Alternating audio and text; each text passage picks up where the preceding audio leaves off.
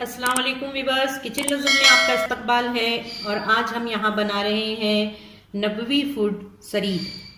آج کی ریسیپی کا آغاز میں ایک حدیث سے کر رہی ہوں۔ بخاری شریف کی حدیث ہے۔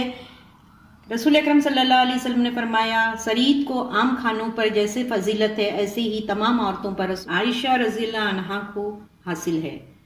تو چلیے اس کو بناتے ہیں، ثواب بھی حاصل کرتے ہیں، سنت کھانا بھی بناتے ہیں اور دیکھتے ہیں اس کو کیسے تیار کیا جاتا ہے۔ یہ بہت ہی لذیذ ہوتا ہے۔ پاکستان میں بعض علاقوں میں بہت کھایا جاتا ہے، بہت اچھی ڈش مانی جاتی ہے۔ سعودیہ میں بھی اس کو بہت ہی شوق سے لوگ کھاتے ہیں، عرب لوگ۔ تو چلیے ہم بھی اسے تیار کرتے ہیں آج اور لطف اٹھاتے ہیں سرید کا۔ بسم اللہ الرحمن الرحیم۔ سرید کے اجزاء نوٹ کر لیجئے۔ یہاں پر مٹن لیا ہے، بکرے کا گوشت ہے جس کی بڑی بڑی بوٹیاں لینی ہیں۔ بون لیس لیں تو زیادہ اچھا ہے، ایک آدھ بون آ جائے تو کوئی بات نہیں ہے۔ ساتھ ہی ہم نے ٹماٹوز لیے ہیں اور اس کو ہم نے اس طریقے سے چاپ کر لیا ہے۔ ادرک اور لہسن کا پیسٹ ہے 1 ٹیبل اسپون کا پیسٹ ملا ہوا ہے، یہ 2 ٹیبل اسپون ہے، دونوں کو ہم نے 1 ٹیبل اسپون لیا ہے۔ 3 درمیانی سائز کی اونین لی ہے اور اس کو ہم نے چاپ کر لیا ہے۔ یہاں پر کچھ سبزیاں ڈالیں گے ہم اس میں۔ یہ کدو ہے اور رسول اکرم صلی اللہ علیہ وسلم کو بہت زیادہ پسند تھا۔ ساتھ ہی ہم نے یہ دوسرے طریقے کا بھی ایک کدو لے لیا ہے۔ یہ شملہ مرچ ہے، ایک چھوٹی شملہ مرچ ہے جس کو کاٹ لیا ہے۔ گاجر ہے، یہاں پر ایک چھوٹا گاجر ہے جس کو ایسے ہم نے کٹ کر لیا ہے، اور یہاں پر پوٹیٹو ہے۔ یہ ساری سبزیاں جو ہے سرید میں آپشنل ہیں، اگر آپ چاہیں تو مت ڈالیے، صرف گوشت کو ہی بنائیے۔ یہاں کچھ مسالے جائیں گے جو اس طرح ہیں۔ یہاں پر لال مرچ لی ہے 1 ٹی اسپون، یہ دھنیا پاؤڈر ہے 2 ٹی اسپون، اور یہاں پر ہم نے زیرہ لیا ہے 1 ٹی اسپون، ہلدی ہے 1 ٹی اسپون اور سالٹ ہے، یہ ہم نے سالٹ لیا ہے 1 ٹی اسپون۔ 2 کھانے کے چمچے بھر کے ہم نے اس میں زیتون کا تیل ڈال دیا ہے، اور اب میں اس میں ڈال رہی ہوں پیاز۔ دیکھیے یہاں پر ہم نے جو ہے گولڈن کر دیے پیاز، اور اب میں اس میں ادرک اور لہسن شامل کروں، اس کے ساتھ بھی ہم تھوڑا سا اس کو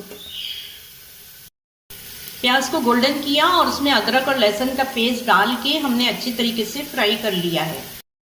اب اس میں ٹماٹو شامل کریں گے، اور اب ہم اس میں مٹن شامل کر رہے ہیں۔ بہت اچھی طریقے سے مٹن کو دھو لیجئے۔ مٹن کو 3 منٹ تک ہمیں اچھی طریقے سے فرائی کرنا ہے تیل۔ دیکھیے بہت اچھی طریقے سے میں نے اسے فرائی کر لیا ہے گوشت کو۔ اب میں کچھ مسالے جو ہمیں ڈالنے ہیں وہ ہم ڈال دیں گے اس میں سارے ہی۔ اب ہم نے اس میں پانی شامل کر دیا ہے۔ دیکھیے بہت اچھی طریقے سے گوشت گل گیا ہے۔ گوشت کو بہت گلانا ہے، بتاتی ہوں میں آپ کو کیسے گلا ہے یہ۔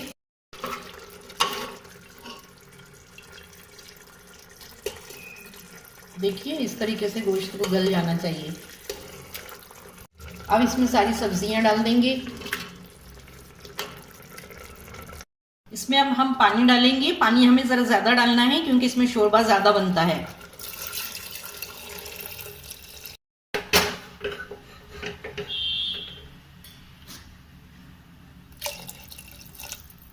دیکھیے اب سبزیوں کو گلنے کے لیے رکھ دیں گے، اب پھر اس کو ہم کھول لیں گے۔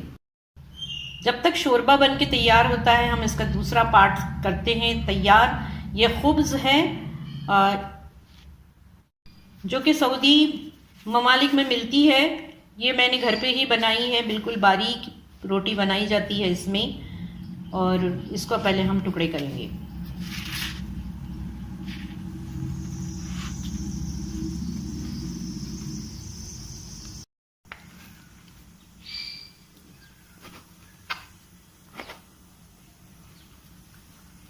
تمام خبز کو ہم توڑ لیں گے۔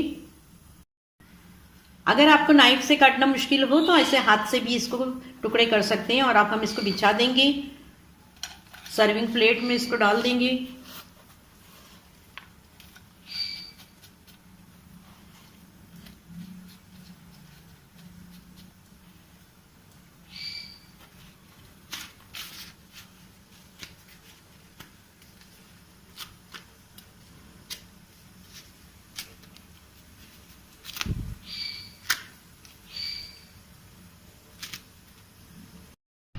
دیکھیں یہاں پر یہ تیار ہو گیا ہے. اب میں اس میں ڈالوں گی ہرا دھنیا، پودینے کی پتی، اور ساتھ میں نے کڑی پتے بھی اس میں شامل کیے ہیں. 2 ٹی اسپون لیمن جوس،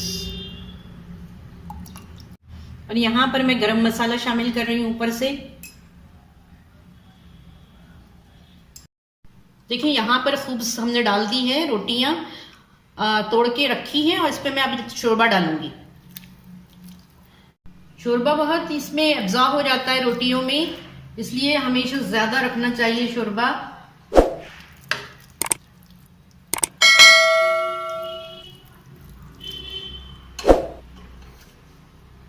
پر ہم بنا رہے ہیں سرید. اس کو 2 منٹ کے لیے میں گرم کروں گی.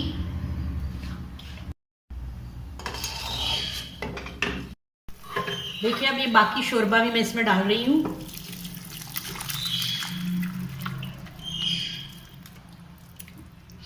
دیکھیے یہاں پر سرید بن کر تیار ہو گیا ہے. بہت ہی آتھینٹک طریقے سے میں نے اس کو بنایا ہے. اس کو بنائیے اور اپنے ایکسپیرینسز ہمارے ساتھ ضرور شیئر کیجیے. یہ سنت پکوان ہے، رسول اکرم صلی اللہ علیہ وسلم کو بہت ہی پسند تھا. ہمیں دعاؤں میں یاد رکھیے. دیکھیں یہاں پر ہم نے سلاد کے ساتھ میں اس کو سرو کیا ہے. السلام علیکم.